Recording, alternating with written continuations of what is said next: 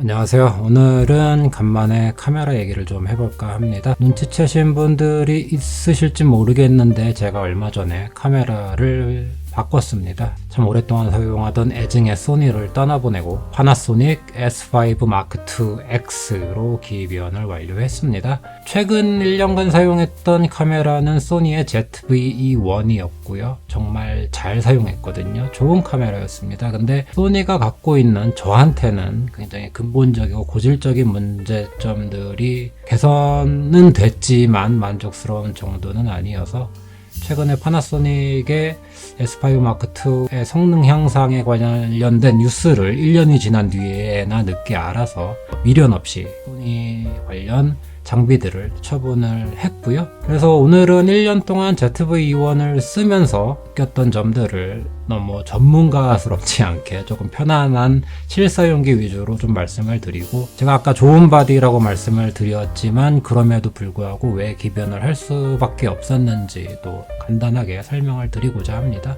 제가 유튜브를 시작하면서 소니 바디를 굉장히 많이는 아니고 이제 소니 바디를 주로 사용을 했습니다. 저는 이렇게 기변에 많이 관심은 있지가 않아서 필요하면 사는 거라서. 일단 제일 먼저 썼던 카메라가 A7R2였습니다. 물론 동영상에 특화된 바디는 아니었고, 제가 이제 카메라가 라이카 M10밖에 없다 보니까 어떤 고화소에 대한, 그리고 망원 렌즈에 대한 필요성 때문에 사진도 같이 찍을 겸 A7R2를 처음으로 소니 카메라를 시작했고요. 정말 다양한 렌즈들을 써봤습니다. 55mm 사이즈부터 85mm 2470GM 렌즈, 1635 f4 사이즈 렌즈, 20mm 바티스에다가 삼양 렌즈도 몇 개 써보고 70-300까지 들여서 쭉 썼다가 결론적으로 저한테 맞는 카메라는 아니다라는 판단하에 처분을 했고요. 그리고 오스모 포켓 을 구입해서 요긴하게 쓰고 있던 차에 시대의 흐름에 발맞춰서 4K 영상으로 조금 변화를 시도해 볼까 하는 생각에, 또 소니 알파 6400이 4K 영상이 그렇게 좋다고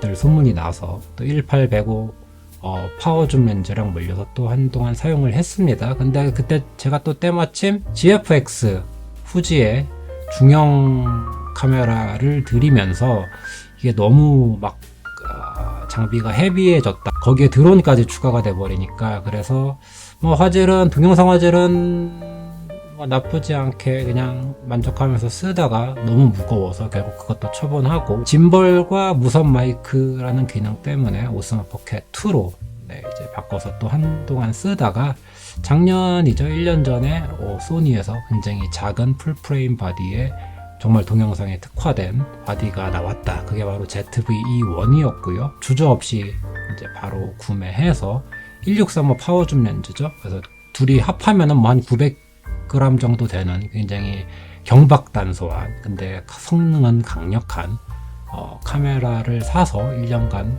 잘 사용을 하고 있었습니다. 사실 이 파나소닉 S5 Mark II 같은 경우는 ZV-E1보다 먼저 출시가 됐죠. 3-4개월 먼저 출시가 됐는데 제가 굉장히 소식을 늦게 접해서 이제서야 기변을 하게 됐는데, 만약 그 시점에서 S5 Mark II의 존재를 알았더라면 굳이 이렇게 소니까지 갔다가 다시 파나소닉으로 오는 번거로움을 거치지 않았을 텐데, 일단 ZV-E1에 대해서 지난 1년 동안 사용했던 것들에 대해서 말씀을 드리면, 일단 장점만 말씀드릴게요.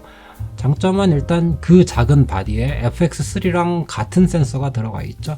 네이티브 ISO가 12800까지 올라가는 듀얼 IS 성능도 그렇고요. 4K 60프레임까지 크랍 없이 녹화가 가능한 데다가, 심지어는 크랍이 있긴 하지만 120프레임까지 녹화할 수 있는, 120프레임은 거의 쓰지 않았으니까 어쨌든 그런 강력한 성능을 갖고 있었고요. 그리고 두 번째로 만족했던 점은 생각지도 못하게 마이크였습니다. 항상 제가 이제 외장 마이크를 썼었는데 지금 ZV-E1 같은 경우에는 자체 내장 마이크만으로도 충분히 좋은 수음 능력을 보여줘서 ZV-E1을 쓰는 동안 외장 마이크를 거의 쓰지 않았습니다. 근데 외장 마이크를 쓰면 또 불편한 게 이게 지향성이다 보니까 제가 제 얼굴을 찍으면서 녹화할 때는 나름 괜찮았는데 제가 카메라 뒤에 가서 찍게 되면 제 목소리가 안 들어가거든요. 그러면 또 이제 마이크 입력 단자를 빼고 녹화해야 되는 S5 Mark II X를 쓰면서도 지금 그렇게 하고는 있습니다. 근데 소니 ZV-E1 같은 경우에 마이크 성능이 너무 좋아서 정말 편하게 마이크 걱정 없이 잘 썼습니다. 다른 것들은 뭐 소니의 공통된 장점들이고 ZV-E1에 해당되는 장점들은 이러한 것들인데 굉장히 만족하고 썼음에도 불구하고 해소되지 않는 것이 무엇이냐, 파나소닉으로 옮기게 한 결정적인 요인이 무엇이냐. 첫째로는 손떨방입니다. 손떨방이 이게 뭐 액티브 손떨방에다가 다이내믹 액티브까지 들어갔다고는 하는데 이게 켠 건지 안 켠 건지 모를 정도로 심하게 좀 흔들리는 경우도 많고, 걸어서 찍으면 엄청 많이 흔들리고, 그렇다고 다이내믹 액티브를 쓰자니 화각의 손실이 일단 너무 컸고요. 30%가 크롭이 되니까. ZV-1 센서가 1200만 화소라 간신히 4K를 맞출 수 있는 상황의 크기의 센서인데 그거를 크롭을 30%를 40-40%를 들어가 버리면은 당연히 4K를 맞추기 위해서 업스케일링을 해야 되는 상황이 발생하는 거고, 그래서 거의 다이내믹 손떨방은 쓰지 않았던 것 같아요. 근데 이제 이 손떨방 문제는 뭐 계속 지속되어 왔고 많이 좋아졌다고는 하지만 여전히 조금 굉장히 거슬리는 정도였고요. 두 번째로는 소니의 색감입니다. 저는 소니 카메라를 쓰면서 소니 색감이 한 번도 제 마음에 들었던 적이 없었습니다. ZV-E1까지 넘어오면서 그래도 많이 좋아졌어요. 많이 좋아졌다고는 하지만 그 소니 특유의 누리끼리 하거나 붉은색이 좀 세게 돈다거나 마젠타가 조금 명부에 많이 좀 끼는 현상들이 있고요. 이게 동영상에서는 조금 덜 티가 나는데 사진을 찍어 보면은 정말 많이 차이가 납니다. 그리고 색깔도 굉장히 뭐랄까 탁하다고 해야 되나? 저 같은 경우에는 라이카 렌즈에 눈이 맞춰졌어서 그런지 소니가 주는 색감에는 전혀 만족을 못 하겠더라고요. 영상에선 많이 차이가 안 나는데 사진을 찍어보면 정말 차이가 많이 납니다. 물론 뭐 카메라의 색감은 개인적인 선호의 문제이긴 한데요. 저 같은 경우에는 라이카 렌즈에 좀 눈이 익숙해져 있어서 그런지 소니 카메라가 주는 소니 렌즈가 주는 색감에 절대 만족을 못했었습니다. 근데 이게 제가 라이카와 소니만을 비교해놓고 하는 말씀은 아니고요. 제가 아까 GFX 후지 중형 카메라를 썼다고 말씀드렸는데 후지 렌즈 색감도 정말 좋습니다. 정말 만족하면서 썼었고, 그 전에 제가 필름을 썼었던 니콘 렌즈도 정말 좋았었는데 그 중에서 색감에 대한 만족도는 소니가 제일 많이 떨어졌거든요. 특히나 몽골 같은 경우에는 햇볕이 워낙 강하고 그래서 자외선이 굉장히 강해서 그런 건지 모르겠지만 색이 정말 이상하게 틀어져 버릴 때가 많았어요. 정말 누렇게 온 세상이 변해가지고. 그래서 이거를 아무리 색감을 만져도, 아무리 후보정에서 손을 봐도 어차피 로파일이 아니기 때문에 색감이 잡히지 않는 경우가 엄청나게 많았습니다. 제가 이걸 왜 몽골의 상황에 국한을 시키냐면은 카자흐스탄이나 영국 가서 사용했을 때는 이 정도까지는 아니었거든요. 근데 유난히 몽골에서 조금 심각하게 색이 틀어지는 경우가 많이 발생했고, 근본적으로 소니에 대한 색감이 마음에 안 들었기 때문에. 그리고 세 번째는 제가 카메라를 지금 SL2를 쓰고 있고요. 라이카 M을 쓰고 있습니다. 그래서 좀 제가 갖고 있는 렌즈들을 조금 더 최대한 활용을 해봤으면 하는 마음에서 L마운트로 좀 넘어가 볼까. L마운트로 통일이 되는 거죠. 물론 M 렌즈 같은 경우에는 어댑터 쓰면은 활용이 가능하긴 하지만 뭔가 조금 소니랑 라이카 렌즈랑 뭔가 조금 궁합이 안 맞는다는 느낌이랄까? 차라리 파나소닉 같은 경우는 계속 라이카와 협업을 했었기 때문에 잘 맞겠지라고 생각도 했었고요. 극강의 SL 렌즈를 보시죠.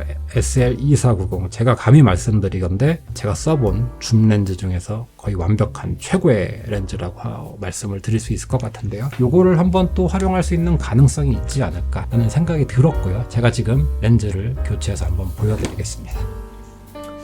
뭐 별 차이는 없어 보이는 것 같기도 하고요. 일단 컴퓨터로 좀 봐야 알겠지만,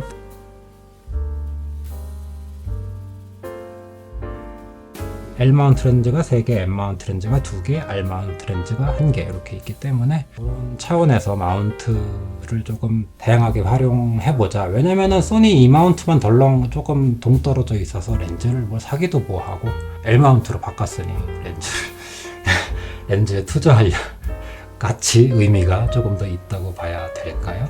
그리고 네 번째는 조금 사진에 관한 성능이었습니다. ZV-E1 같은 경우에는 애시당초 사진을 고려하지 않고 구매한 동영상 바디긴 했는데요. 기계식 셔터도 없고 1200만 화소다 보니까 좀 더더욱 안 찍고 한두 번 찍어본 결과 결과물도 말씀드린 것처럼 마음에 들지도 않고 해서 안 찍고 있었는데 S5 Mark IIX 같은 경우에는 화소도 괜찮고요. 하이브리드 카메라라고 하지 않습니까? 그래서 동영상과 사진을 모두 다 잘 소화해낼 수 있는 바디라는 평들이 많아서 이제 영상을 찍기 위해서 소니 ZV-E1을 들고 물론 잡긴 했습니다만 근데 거기다가 SL2에다가 렌즈 챙기고 어쩌고 하면 굉장히 중복된 현상들이 많은데 L 마운트로 통일을 했기 때문에 그리고 S5 Mark II가 사진 찍기에 좋은 센서를 갖고 있기 때문에 기계적 성능도 그렇고요. 요거 하나만 딱 들고 다녀도 렌즈만 한두 개 들고 다니면은 굉장히 조금 좀 편리해지기 때문에 사진용 카메라, 동영상용 카메라 이렇게가 아니라 그냥 하나로 어떻게 좀 해결해 보자라는 마음도 있고 해서 이제 파나소닉 S5 Mark IIX로 옮겼습니다. 그리고 개인적으로 소니 브랜드가 좋은지 모르겠어요. 일단 비쌉니다. 예를 들면 ZV-E1이랑 1635 파워줌 렌즈를 팔고 S5 Mark II X 플러스 키트 렌즈 신품으로 사고 현금이 남았을 정도입니다. 별로의 렌즈를 다 만들어내고 바디 사이에 끔 나누기를 계속 해가면서 정말 최고의 장사꾼다운 모습을 소니가 보여주고 있죠. 세상에 완벽한 카메라는 없죠. 자기가 필요한 성능을 갖추고 있으면은 거기에 만족하고 이제 써야 되는 상황인데요. 파나소닉 카메라 같은 경우에는 사실 AF가 굉장히 큰 단점이었는데 위상차 AF를 도입하면서 AF 성능이 지금 제가 한 달 정도 써보니까 성능이 굉장히 비약적으로 발전을 했고요. 현재까지는 손떨방이라든지 색감이라든지 굉장히 만족하고 있습니다. 물론 ZV-E1에 비해서 조금 무거워지고 좀 커지긴 했는데 아직까지는 만족스럽고요. 제가 봤을 때 제가 모든 카메라를 만져본 건 아니지만 현재까지 나온 하이브리드 카메라죠. 동영상도 쓰고 사진도 찍는 데 있어서는 가장 성능적인 측면이나 가격적인 측면에서 가장 훌륭하고 뛰어난 카메라가 아닌가 싶습니다.